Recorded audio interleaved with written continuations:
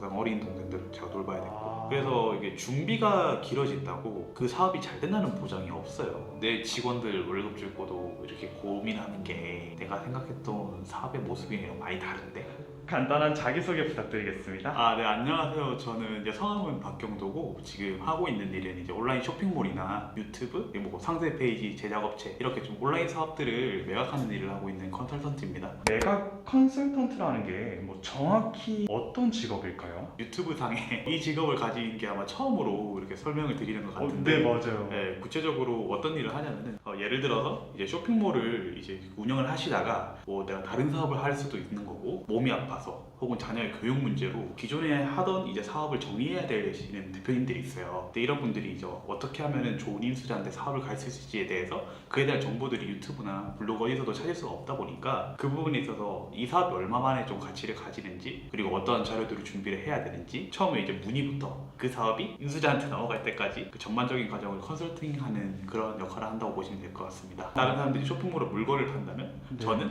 사업체를 팔고 판매하는 것까지 도와주시는 일을 하시는 거죠? 판매도 하고 있고, 중간에서 이제 브로커처럼 인수자랑 양도자랑 이제 연결될 수 있도록 그렇게 중개하는 일도 지금 하고 있습니다. 그러면 지금까지 어떤 사업체를 매각을 해보셨을까요? 처음에는 이제 온라인 쇼핑몰로 시작해서 이제 많이 하시는 스마트 스토어나 쿠팡 같은 오픈마켓이나, 다행히도 이제 대표님들이 되게 많이 만족을 해주셔서 대표님들 사이에서 좀 입소문이 좀 났나 봐요. 최근에는 이제 유튜브 채널도 매각을 하고 있고, 또 이제 렌탈 스튜디오 같은 좀 유형의 자산들도 저한테 이제 매각 의뢰가 들어와서 매각을 도와드리고 있습니다. 유튜버 같은 거는 어떻게 매각이 이루어지는 건가요? 일단은 먼저 광고비, 채널로 통해줄 수 있는 광고비를 기점으로 해가지고 매각 가격이 많이 정해지고요. 일단은 인수자랑 되게 핏이 잘 맞아야 돼요. 사실 유튜브 같은 게 광고 수익은 그렇게 크지 않거든요. 이 사업을 통해서 어떻게 확장을 해 나갈 수 있을 것인가, 그에 대한 이제 핏이 되게 맞아야 가치를 되게 잘 먹일 수가 있거든요. 서로 이제 이해관계가 맞을 수 있기 때문에 일반 쇼핑몰과는 조금 다르게, 그걸 이제 유튜브는 이제 채널을 인수를 해서 이거를 키워 나가야 되잖아요. 그런 부분에 있어서 핏이 잘 맞아야 훨씬 더 많은 가치를 얻을 수가 있습니다. 월 영업이 기준으로 가고, 배수는 인수자들이 얼마나 그거에 니즈나 이런 것들이 부합하는지에 따라 많이 달라질 것 같아요. 어렸을 때는 가정 형편이 좀 어렵다고 들었어요. 설명을 드리면 좀 돈에 대한 결핍이 조금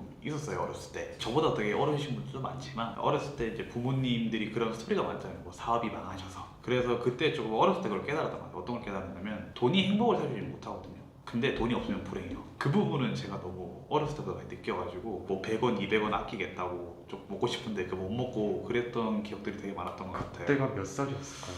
그때 초등학생 때였는데, 초등학교 10살 때부터 제가 이제 아버지가 절대 무책임한 게 아니고 이제 가족들의 이제 벌금 살려야 되니까, 그때부터 좀 2주마다 한 번씩 이렇게 좀 떨어져서 이렇게 지내다 보니까, 그때 저도 동생이 둘 있거든요. 어머니도 항상 일을 하러 나가셔야 됐고, 그래서 항상 어린 동생들을 제가 돌봐야 됐고, 그 부분에 있어서 이제 돈이 없으면 이런 삶을 살겠구나, 어렸을 때 조금 많이 느꼈던 것 같아요. 어렸을 때부터 좀 뭔가를, 돈을 벌기 위해서 어떤 걸 할 수 있을까에 대해서 많이 고민을 했던 것 같아요. 그때 제일 힘들었었던 게 어떤 걸까요? 학창 시절을 조금 되돌아보면은 학생이 할 수 있는 게 많이 없잖아요. 어떤 게 되게 많이 힘들었다고 좀 생각을 하면, 좀 무기력한 거, 내가 할 수 있는 건 전단지 돌리는 것밖에 없는데, 그래서 그 당시에는 뭔가 좀 빨리 성인이 되고 싶다, 빨리 이제 공부를 되게 열심히 해서 좋은 기업에 들어가고 싶다, 할 수 있는 게 공부밖에 없다 보니까, 그래도 이제 특목고를 가기 위해서 준비를 했고, 좋은 대학을 가기 위해서, 왜냐면 결국 좋은 직장을 가야 내 인생이 바뀐다는 저는 그런 믿음이 있었어요. 20살까지 저는 되게 확고했거든요.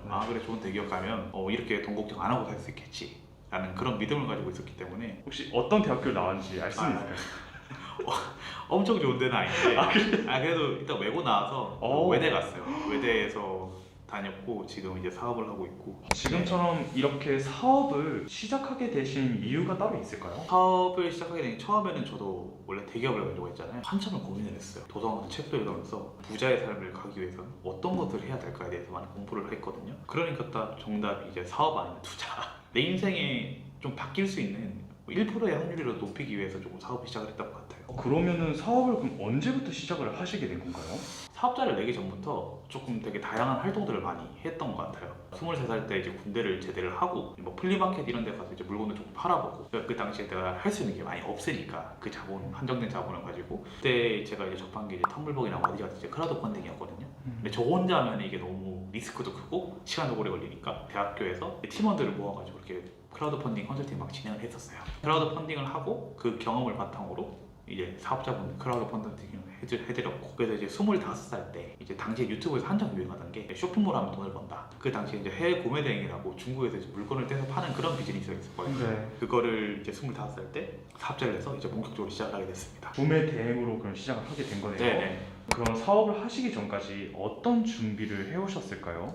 이게 진짜 제가 정말 많이 듣는 질문이거든요. 근데 저는 그 당시에는 몰라서도 용감했던 것 같아요. 일단 유튜브 영상 몇 개만 보고 바로 사업잡하고 시작을 했거든요. 그래서 이게 준비가 길어진다고 그 사업이 잘 된다는 보장이 없어요. 다만 리스크는 좀 줄일 수 있을 뿐인데, 그게 저는 개인적으로 한 2주에서 한 달 넘어가면 동기도 많이 떨어지게 되고, 난 좀 더 많이 준비를 해서 할 거야. 그렇게 해서 1년, 2년을 흘려보내시는 분들이 되게 많거든요. 그래서 특별한 준비를 많이 한다기보다는 그냥 강의 같은 거 하나 끊고 보고 바로 이제 실행하시면 된다, 이렇게 말씀을 드려요. 저 같은 경우는 한 유튜브 영상 한 일주일 보고 바로 이제 시작을 했었어요. 이제 여러 가지 사업을 진행하셨다고 들었어요. 구매 대행 이외에도. 네. 어떤 것들을 하셨을까요? 되게 다양한 일들을 했던 것 같은데요. 중간중간에 이제 강의나 컨설팅 같은 것도 진행을 했고, 1년 반 정도 이제 해외 구매 대행을 하다가 이제 좋은 인수자분께 그 사업부터 매각을 했어요. 반려동물 이제 장례용품 같은 것도 이제 만들어 보려고 하고, 그 다음으로 했던 게 이제 유아용품을 이제 브랜딩을 해서 중국에서 이제 되게 들어온 물건을 이제 KC 인증 받고 이제 저만의 로고 새겨서 이렇게 이제 판매를 진행을 했었고, 다시 이제 매각 관련해서 컨설팅과 이제 브로커 일을 하고 있습니다. 이제 그런 사업들은 어떻게 알게 되어서 진행을 하게 된 거였을까요? 다양한 모임들을 나가서 조금 많이 정보들을 얻었던 것 같아요. 사업가 모임 나갔을 때, 그 다음에는 제가 좀 공감할 수 있는 문제. 이제 듣기로는 네네. 책도 쓰셨다고 들었어요. 네, 전자책. 전자책은 뭐 어떤 걸 말하는 걸까요? PDF 파일로 이제 제가 워드 같은 걸로 작성을 해가지고 PDF 파일로 만들어서 이제 많은 분들이 볼 수 있게 하는, 그러니까 책인데 그냥 디지털 책이라고 보시면 될 것 같아요. 그럼 그런 거는 뭐 따로 심사를 거칠까요? 아니요, 그거는 사실 누구나 만들 수 있는. 어쩌다가 그런 책을 쓰시게 되신 걸까요? 제가 하는 일과 되게 많이 연관이 있는데, 일단은 많은 대표님들이 이제 사업의 마지막에 대해서 생각을 잘 안 해요. 사업이 결국은 저는 언젠가 나랑 분리가 돼야 된다고 생각을 하거든요. 그런 부분에 있어서 왜 매각에 대해서 생각을 해야 되는지, 이 부분에 대해서 조금 많이 알려드리고 싶어서 그게 전자책을 작성이 됐고요. 그래서 제가 일일이 다 영업을 할 수 없으니 본신들이 알아서 이제 영업을 할 수 있도록, 그래서 이렇게 많이 썼다고 생각하시면 될 것 같습니다. 그러면 그런 거 같은 경우에는 뭐 따로 수익 목적 그런 거는 없는 건가요? 무료로 배포를 하고 있어요. 제가 잘 모르는 분한테 제가 설명을 드려야 되는데, 정서적 친밀감 이런 것들 조금 많은 분들과 조금 공유하고 싶어서. 3년 전부터 사업을 해오신 거잖아요. 네네네. 그때까지 사업을 해오시면서 제일 기억에 남는 에피소드가 있을까요? 이제 우리가 상세 페이지라고 만들잖아요. 상품을 소비자들에게 소개하는. 그거를 제가 아르바이트생 분들과 일일이 다 번역을 해가지고 쿠팡이나 스마트 스토어에 다 올렸는데, 중국 판매자분이 여러 명이 프로그램을 돌려가지고 상세 페이지랑 이런 걸 다 끌어가고 이제 저보다 무조건 가격을 내리게 프로그램으로 다 세팅하는 거예요. 그러니까 예를 들어 제가 2만 원에 팔면은 얘는 이제 자동으로 19,900원에 맞춰지게. 그때 조금 뭐 내가 하는 사업에 대한 좀 현타라고 해야 되나? 100원 단위로 내 직원들 월급 줄 거도 이렇게 고민하는 게 내가 생각했던 사업의 모습이랑 많이 다른데? 라는 생각이 좀 많이 들었던 것 같아요. 100원에 따라서 이게 내 사업이 흔들릴 때 이건 좀 내가 생각했던 그런 모델이 아니었어요. 그러면 진짜 실제로도 그 100원 때문에 더 그 물품을 더 사고 그런 게 엄청 좌지우지가 됐었나요? 중국에 드는 프로그램까지 이렇게 하다 보니까 한 달 만에 매출이 한 2, 3천이 빠진 적이 있었어요. 한 달 만에요? 네네. 원래 얼마 정도? 7천?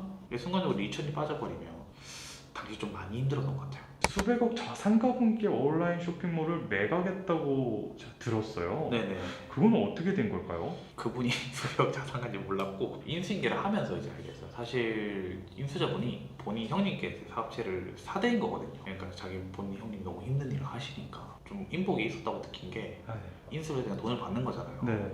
돈을 받으면서 그런 귀한 인연까지 생기고 되게 사업적으로 저보다 훨씬 크신 분이기 때문에 그분이 어떻게 기준을 가지고 의사결정을 내리시는지, 다음 스텝을 어떻게 밟아나가시는지 옆에서 보면서 좀 많이 조언들을 많이 해주셨거든요. 그 온라인 쇼핑몰을 매각을 하셨잖아요. 네네. 좀 그로 인해서 뭐 어느 정도 수익을 얻으신 게 있으실까요? 서울에서 그냥 월세집 2개?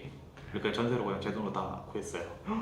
네. 지금 네이버 블로그도 하시나 보네요. 네, 지금은 뭐 사업하면서 겪었던 여러 가지 시행착오들, 정보들, 제가 매각 관련된 전문적인 지식들을 올리고, 그래서 이제 많은 대표님들이 블로그로도 저한테 문의를 주시고. 20대로서 좀 꼭 해봐야 하는 한 가지를 추천하실 만한 게 있다면? 내가 스스로 기획해서 좀 돈을 벌어보는 거. 거창한 게 아니라 플리마켓 같은 데 가서 내가 진짜 물건 한번 떼다가 뭐 영업도 해서 팔아보고 그런 식으로 남들이 뭐 시켜서 주는 아르바이트 이런 거 보다는 어떻게 하면 저 사람의 지갑을 열 수 있을까.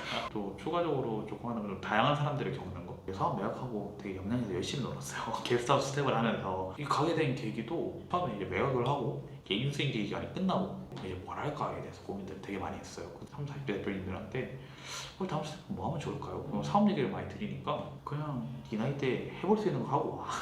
그러면 저 예전부터 내가 서핑을 배우고 싶었으니까 서핑도 배우는데 돈도 안 들고 손님들이랑 많이 어울릴 수도 있고 그래서 이렇게 해서 스텝으로 이제 지원해서 일을 하고 왔어요. 되게 다양한 직종의 사람들 그런 사람들이랑 오히려 좀 대화를 하면서 내가 생각하지 못했던 그런 틀들이 많이 깨지는 경우가 많았거든요. 그래서 20대, 뭐 30대도 그렇고 뭐 주변 사람들이 너무 비슷하다면 한 번쯤 그 환경을 바꿔서 다른 유형의 사람들도 만나보는 게 좀 많이 필요하다. 이렇게 해서 좀 개인적으로 좀 추천을 드리고 싶어요.